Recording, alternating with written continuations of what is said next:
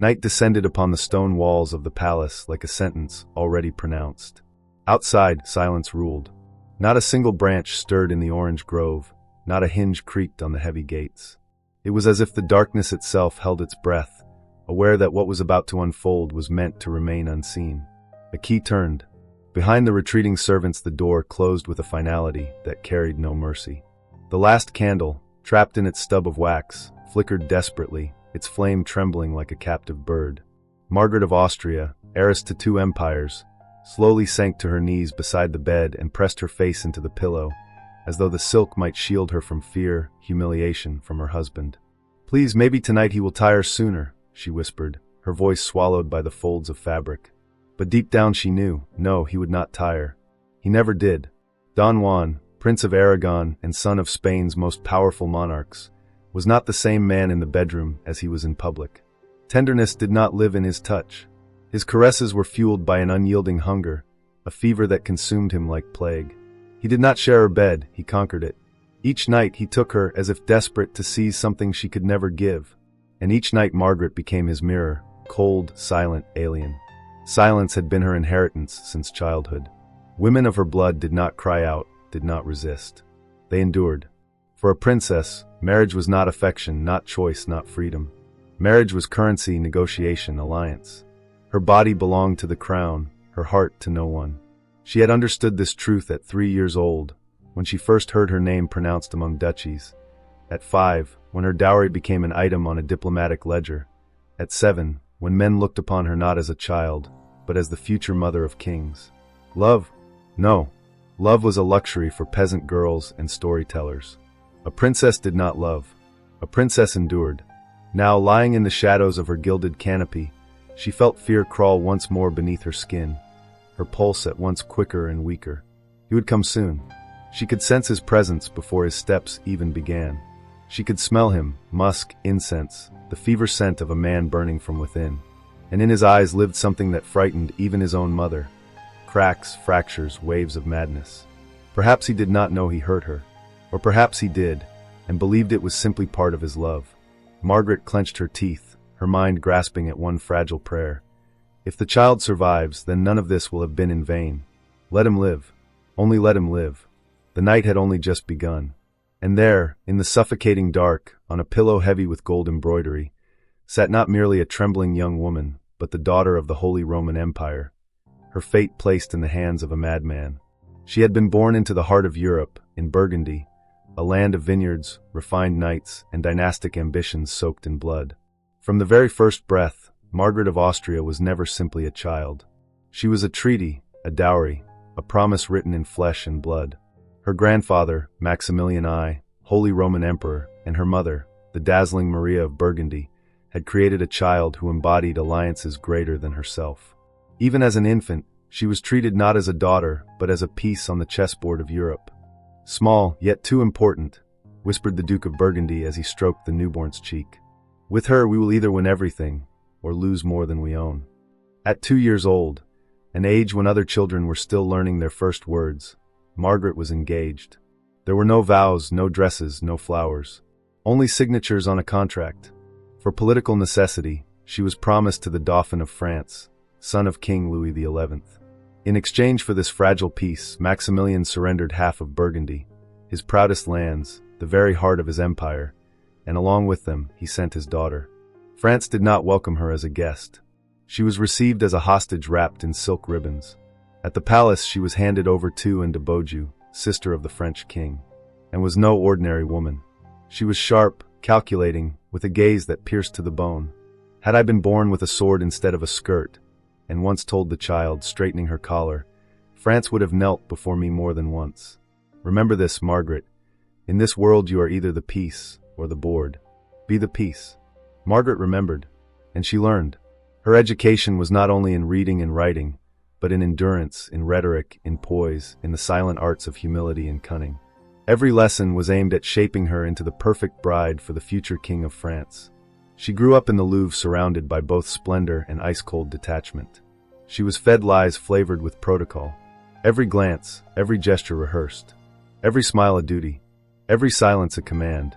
All of it for one goal, to be Queen of France.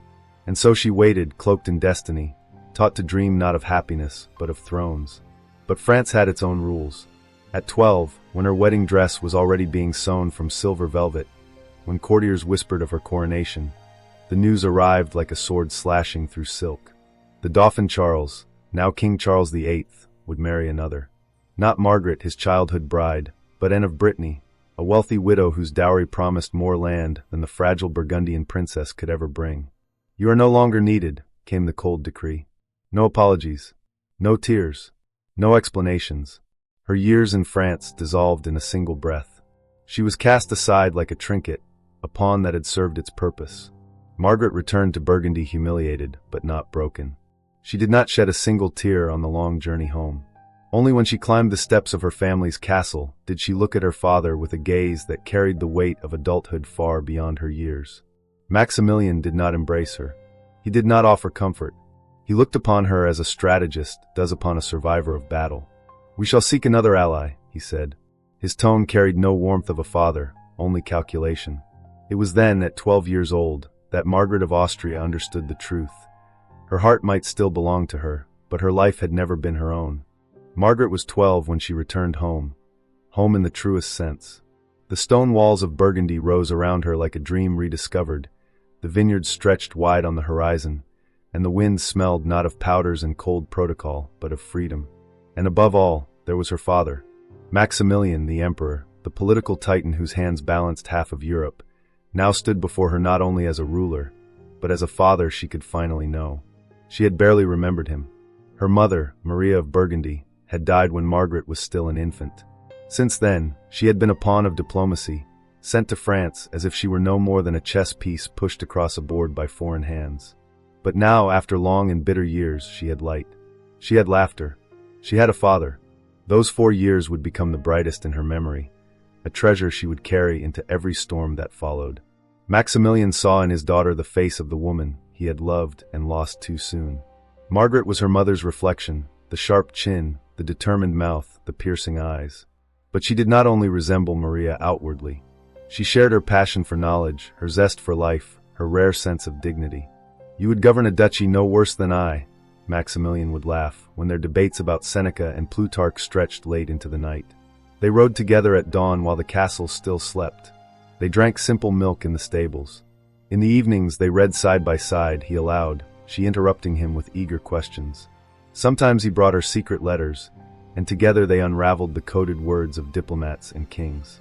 He taught her to see truth beneath flattery, and she taught him to smile when his burdens grew heavy. Those were 4 years of sunlight. Perhaps it was because they were so bright that their memory would later cut her heart like glass for the rest of her life. But peace never belonged to princesses. After 4 years, the messengers came again. There were no kisses, no questions, no tenderness, only the stiff faces of diplomats. Margaret was once again engaged, this time to the heir of the Spanish throne, son of Ferdinand of Aragon and Isabella of Castile. His name was Juan. No one asked her if she wished it. Why would they? Princesses were not asked. They were dispatched like orders, like decrees. She did not cry. She merely closed the book she and her father had been studying, Aristotle, and without a word began to gather her belongings. Maximilian watched her for a long time. He already knew he could not protect her. His empire was a web of fragile alliances, and even an emperor's heart could not break its threads. "Be clever," he whispered, stepping close. "But above all, stay alive. Breathe, even when they give you no air. You are stronger than they think." Margaret nodded. She would remember these words. She would not forget them in storms, nor in childbirth, nor in the long years of widowhood to come. And so once again the path opened before her, ships, waves, foreign lands. But before the darkness could close around her once more, she carried with her the memory of those 4 radiant years. They would be enough to last a lifetime. The sea, however, did not welcome her. The ship, heavy with hopes and dowries, seemed itself unwilling to sail toward her fate. From the west came the storm, low, dark, heavy like a prophecy. The waves, furious hands, hurled the vessel up and down. The sail tore. The mast groaned as if crying to the heavens. Sailors screamed above the roar of the sea. Margaret stood on the deck wrapped in a dark cloak, her hair ripped loose by the wind, whipping against her face. The cold bit through her bones, but she did not shiver. The captain, an old Basque with storm-scarred eyes, stumbled to her side. "Your Highness, you must go below. The storm may dash us against the rocks. The coast is near, but we are in God's hands." Margaret turned slowly, her gaze so calm that the captain lowered his eyes. "If fate intends to drown me, then let it drown me," she said softly, watching the raging waters. "At least I will die free. For this moment, I belong to no one." He wanted to protest but could not. Not from fear, but from respect. For she already stood like a queen, not on a throne but on a broken deck, beneath foreign stars in a hostile sea. But fate, as fickle as ever, spared her. On the third day the storm exhausted itself, and the ship limped into harbor, battered but alive. Margaret was received in Valladolid as a long-awaited queen. Arches of flowers towered above the cheering crowd, and among them he appeared, Don Juan, heir to the Catholic monarchs. Young, delicate, almost painfully beautiful, his face carried both noble pride and an unease, as if he had looked into death's eyes too early in life. He approached her, bent low, and kissed her hand. In that instant Margaret understood, he was already in love. But was it truly love? No. It was something darker. Obsession. He looked at her as though searching for answers in her face, answers he did not himself understand. To him, she was comfort, the promise of peace he could not find anywhere else. He craved her touch, her breath, her silent approval. He burned for her as if her presence could thaw the winter inside his soul. "You are like the light in a window from my childhood," he once told her when they were alone. "I remember that warmth, but I have not felt it in years." Margaret did not answer. She knew how to stay silent, and her silence often spoke more than words ever could. The wedding was celebrated with royal splendor. Isabella of Castile stood solemn. Ferdinand of Aragon beamed with satisfaction. The union with the Habsburgs was the perfect move for Iberia. 3 months later, it was announced, Margaret was expecting a child. A triumph, a joy, the hope of a dynasty renewed. But in that palace, whose walls still whispered with the blood of Moors and the secret tears of princesses, nothing was ever simple. The marriage was sealed at the altar, beneath the soaring arches of the cathedral, with the blessing of Spain's most powerful monarchs and the full weight of the Catholic Church. Yet from the first moment, Margaret knew something was amiss. In Don Juan's eyes there was no triumph, no joy. Instead, a strange fever flickered there, not of love, but of fear. He looked at her with a hunger that was more desperation than affection, as if he were trying to memorize her face, knowing time was already slipping away. At first, no one spoke of it aloud. His thinness could be explained as nervousness, his pallor as the exhaustion of sleepless nights, his trembling hands as the symptom of a restless passion. But as the weeks passed, the truth could no longer be ignored. His cheeks grew hollow, his body frail, his nights restless. He woke drenched in sweat, sometimes not sleeping at all, sitting upright on the bed as if besieged by his own thoughts. "You are like an apparition," he whispered to her one night in the half-light. "I want you, and I fear you. With every kiss, I feel myself vanish." Margaret stroked his hair as one might soothe a fevered child. Her heart filled not with victory, but with a growing dread. Isabella of Castile observed in silence. Then one day she spoke, her voice sharp, accusatory, in the presence of courtiers. "You are too tempting," she declared coldly. "Your flesh is poison to my son. You destroy him, Margaret. You are a siren in the guise of an empress." Margaret did not reply. She never replied, but her silence could not shield her from the wound. She was blameless, yet became the target. Her husband's love was twisted into evidence of guilt, his weakness into her crime. Only 5 months had passed. For other couples, this would be the dawn of life together. For them, it was already the twilight. Don Juan weakened so severely he could scarcely stand. Physicians offered no answers. Some whispered of curses, of the evil eye. Others muttered of consumption. Isabella looked at her daughter-in-law with the eyes of a woman who saw not a wife, but an omen, a shadow carried from foreign lands. At last, it was decided. Don Juan must travel to Portugal to escort his sister Joanna for her wedding to the Portuguese king. The doctors urged it, fresh sea air, a change of climate, distance from the heavy air of court. Margaret was not permitted to go. She remained behind, pregnant, confused, alone, her chest tight with fear and resentment. And on the foreign road, Don Juan's illness deepened. He did not die in battle, nor in bed, nor even in his palace. He died in a damp monastery, where the walls reeked of mildew and bitter medicine. "Margaret, forgive me. I am sorry it ends like this." Those were his last words. When Isabella arrived, Margaret followed, pale, her growing belly just visible beneath her mourning dress. Together, mother and wife stood over the dying boy. One was a mother who did not know how to pity, the other a wife who did not know how to hate. He slipped away before their eyes, quietly, almost without notice, like a candle melting into the dawn. "It was you. You brought death with you," Isabella said after the funeral. Margaret did not answer. Words could not alter her truth. She was now a widow, 17 years old, carrying a child, abandoned in a foreign land. And even her grief was not her own. In Spain she had no place. She was only a memory of failure. Only one fragile hope remained, that her child would survive. But fate struck again. The birth came too soon. Too many tears, too many sleepless nights, too many shocks had weakened her body. In a dim chamber with low ceilings, surrounded by strangers, Margaret cried out, not from pain, but from terror. "Save at least the child," she begged the midwife, whose hands were rubbed raw by the beads of her rosary. But when it was over, there was only silence. No cry, no breath, not even the faintest whimper. The baby had never truly lived. "A daughter," someone muttered, and already gone. That night Margaret dreamed she held the infant in her arms, only to feel it dissolve like snow melting on her palms. She woke in a sweat, a frozen weight beneath her ribs. At dawn Isabella entered, not in mourning, not in pity, but with the cold face of a woman discussing a failed bargain. "You are free," she said. "Go. Spain has no place for you." The words should not have surprised her, yet they pierced like knives. Freedom, after the death of her husband, her child, after her youth and body had been offered as a sacrifice to foreign interests. Was this freedom? Margaret did not argue. She rose slowly, like an old woman, and asked only for one thing, to take with her a small chest of books.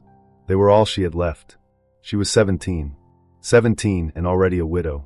17 and already a mother, yet childless.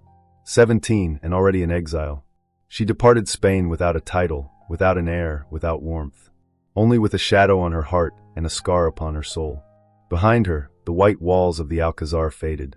The heavy stairs, the whispered plots, the desperate prayers, the foreign faith and foreign tongue, all vanished in the mist. Before her lay only uncertainty. But in that uncertainty, something stirred, something faintly resembling will. "They destroyed me," she whispered aboard the ship as the Spanish coast disappeared in the morning fog.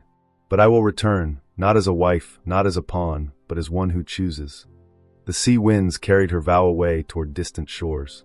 When Margaret returned from Spain, battered, diminished, yet unbroken, her father Maximilian wasted no time. In the great Game of Thrones, she remained a precious piece. Europe still needed her, and he, ever the strategist, searched for a new alliance, a new stage, a new marriage. And then, on the horizon, appeared Philibert II, Duke of Savoy. He was young, handsome, refined, raised at the French court. Where Don Juan had been fevered and desperate, Philibert was calm, attentive, and kind. Where Spain had wrapped Margaret in suspicion, Savoy welcomed her with open arms. And, almost miraculously for that age, between them blossomed love. Not political calculation, not obsession, but love, quiet, tender, mature, like the golden light of autumn lingering in an orchard. "I do not wish to rule over you, Margaret," he told her once. "I only wish to live beside you." Those words were a revelation. After years of being nothing but a victim of treaties, a pawn in foreign games, a bride delivered as a promise, she suddenly felt what it was to be a woman. Not a hostage, not a bargaining chip, but a wife. A beloved. The court at Chabry, the capital of Savoy, became a small oasis of harmony in a world otherwise seething with ambition and greed. Margaret corresponded with philosophers. She hosted balls and masquerades without pretense.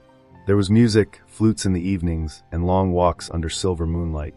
For the first time in her life, she did not wait for disaster. She simply lived. And as fate so often does, it struck when happiness seemed most secure. During a hunt, Philibert caught a chill. At first, it seemed nothing, a simple cold, a passing fever. But the fever did not pass. The doctors prescribed bloodletting, herbal tonics, endless prayers. Nothing worked. With each day, Philibert faded, as Don Juan had faded before him. But unlike Juan, Philibert did not rage. He did not burn with fevered madness. He faced death with a clear gaze and a tender smile. "You are stronger than I, Margaret," he whispered on his deathbed. "Live for both of us. Do not let them turn you into a weapon again." He died in her arms. And with him died the only chapter of true joy she had ever known. Now she was a widow once more, but not the bewildered girl of Spain. This time she was a woman who had known both anguish and love. and she refused to return to her old fate. When offers came for new marriages, even the glittering proposal of King Henry VII of England, ambitious and restless, she rejected them all.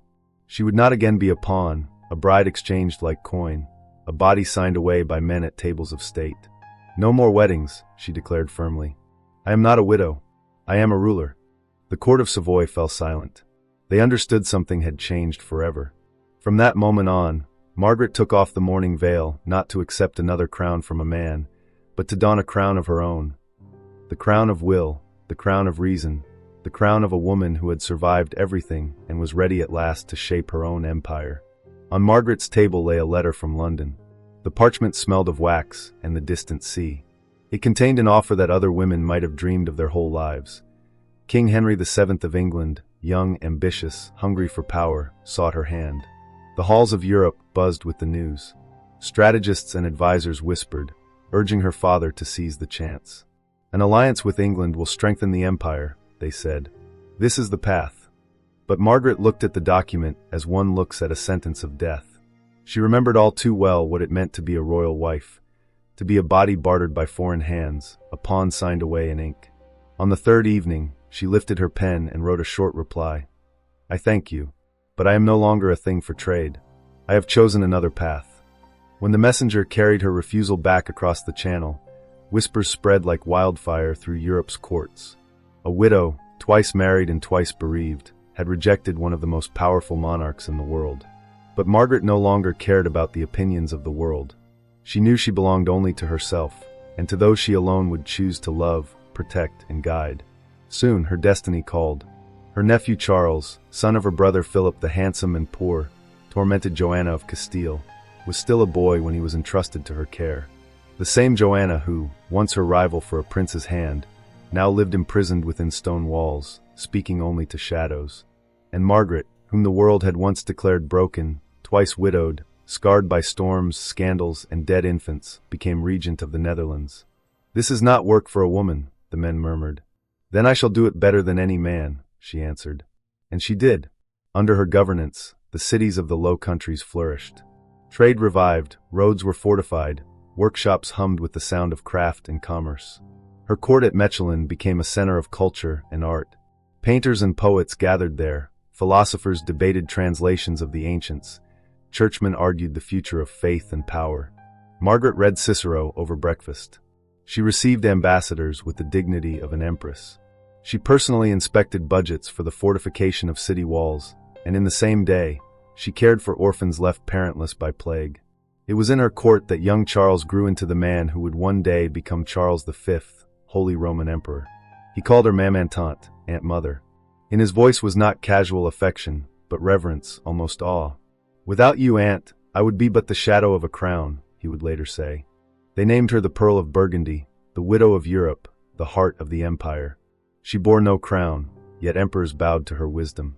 And in her private chambers hung but a single portrait, not of a husband, not of an emperor, but of her mother, Maria of Burgundy, the woman who had died too soon to show her daughter how to be free. Margaret had learned that lesson herself. The city of Mechlin lay hushed, as if holding its breath. Through the morning mist no bells rang, no horses clattered on the cobblestones.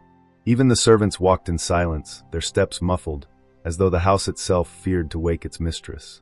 In Margaret of Austria's residence, the windows stood wide open.